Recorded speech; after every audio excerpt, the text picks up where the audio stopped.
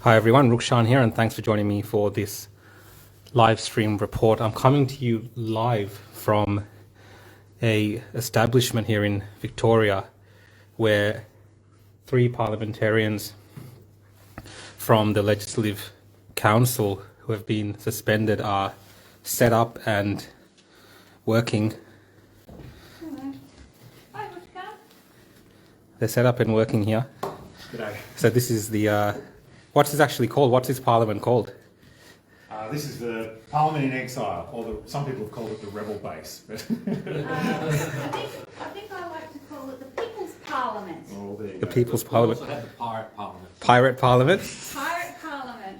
So this is Arr, or nay. So we've got Tim Coulter here from the Liberal Democrats, and we've got David Limbrick here from the Liberal Hi. Democrats, and Catherine Cummings, MP, independent. Soon to make my own party. And they've, I'll just give you a tour. Is it okay if I do a tour for the people that are watching? Because is this the first time we've had a rebel parliament? Possibly. I think maybe in the world's history. In the world's history? Okay, so we've got done a parliament in a nightclub, in a basement. in a basement. So we've got a laptop here. We've got some photographs and So that's my children who I'm doing it for, as well as my mum, and that's me. My mother's been in a nursing home in Yarraville, which I haven't been able to see, so that's a nice little picture of my mum and me, and just reminding myself that I'm doing it for my children. well, there you go. And we've got all the documents here that they're working with. And You didn't know I was sweet, David. this is a dual monitor setup, so I think Tim Coulter means business. I can have my notes on one screen and the camera on the other one. Yeah. Actually know what I'm talking about there. And I'll just kind of show here as well. You've got they're still working because that's actually live, is it? Yeah, Yeah, that's I think live. it's 30 seconds delayed, but Yeah. it's basically live. Yeah, so And- you can see Fiona jumping up now, so she'll be talking to, as she is, to the Greens, Okay. and having a little chit chat, keeping her physical distance. You can see that going on. Oh, see, they're going to kiss, maybe. So you got some inside view here. Oh, yeah, that's right. And what's one of the main things But that they haven't had the rapid test, so they haven't had the instant test. So how would they know that they haven't got COVID in the chamber? That's a very good point. It is a very good point, but Fiona must feeling very safe at the moment, sitting there chatting with Sam. Didn't we hear there was a COVID case at Parliament last week, Apparently there was. which in most workplaces would have caused it to be locked down and split tier 1 sites, but apparently not at the Parliament. Wow. How a come, good how point. come we weren't notified? Oh, So I we guess were. because... Oh, wait a minute, because we're being locked out of Parliament since a weekend ago, isn't it? Right. so what's one of the main things I guess that you guys are concerned about working here? You're continuing to work.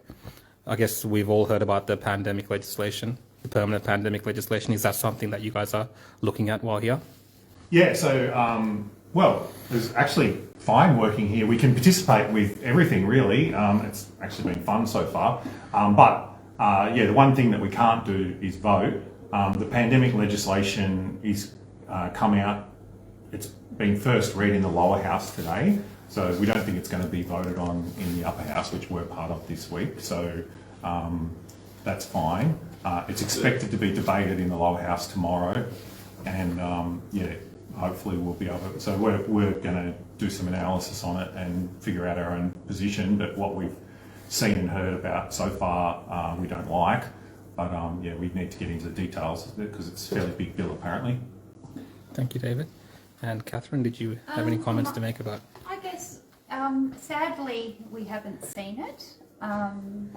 But to know that the age has been leaked to copy. So, like everything, that either the government or a supporter of the community within Parliament's actually leaked it to the mainstream newspaper. It's apparently in draft form, but we have not seen a copy. To know, my staff, I have one of my staff there working from my parliamentary office, and she's waiting for it to be like a hard copy given to the Assembly, and hopefully she'll be able to have access to that. So then I will probably have a chance to read it either overnight tonight or overnight tomorrow. But I kind of expect that it'll be dropped in our lap and we might just have a few hours to read a a very lengthy document. I won't even have chance to. I have legal counsel on a retainer to be able to pass it to them to be able to read, to give me some help. And my staff will have to actually work overnight to help me, as I'm obviously medically trained, but I'm not a lawyer by trade. I need that additional help to help make sure that I actually understand it. So, yeah, it's wrong not to give members of parliament, our staff, the opportunity to, as well as the community, to actually read it and give comment and be able to make improvements.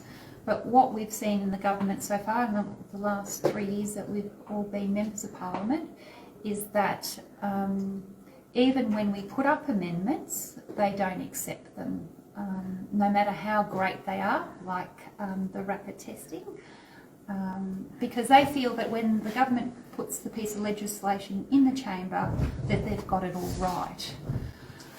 So sadly, I would believe that there will be no amendments accepted. This is my hit predictions.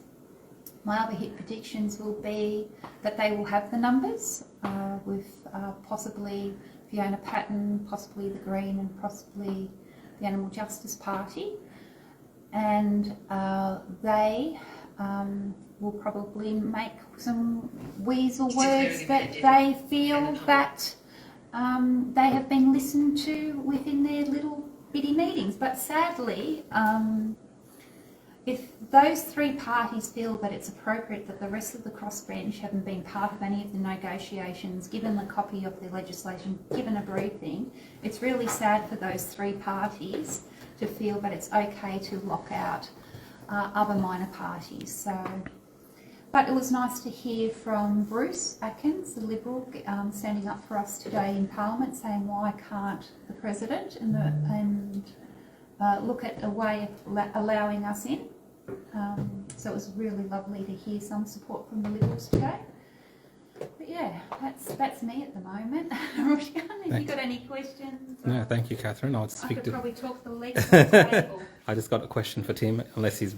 Looks like you're gaming, Tim Quilty. It looks like it, doesn't it? I stole back my gaming headphones from school.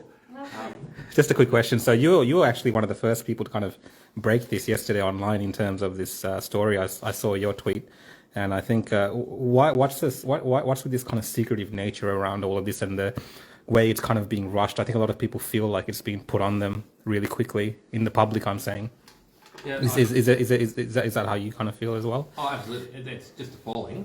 The fact that they've just rolled this out with no notice whatsoever. The only way we heard yesterday was we were supposed to be in a meeting between the crossbenchers and the opposition, which we have every Monday before Parliament, and three of the crossbenchers didn't turn up, and that was Andy and Sam and Fiona. And we're going, what's going on? Where are they? And then someone from Andy's office said, oh, they're in a meeting with the government, but it's nothing to do with the pandemic legislation. And then came back later on and said, oh, actually, it is about the pandemic legislation. So that was when we found out that it was coming up this week. And we still haven't seen the bill, or we have the copy of it's arrived now. It's astonishing. The government said, no, you don't deserve to have a copy of the bill. You didn't support us last time, so we're not giving. That was their literal line, and their advisors have been trotting that out, saying you don't deserve to see a copy of it. It's like I don't know what they think it is, but it's not democracy. It's a dictatorship. Anyway, well, hopefully the bill's going to not come up in the upper house for another week. But No, the government promised that it won't, but can't trust there's a them. chance that it'll come up on Thursday or Friday, and they'll try and push it through this week anyway. We'll see what happens. Thanks, Tim. Well, there you go, guys. That's Parliament in Exile in Victoria.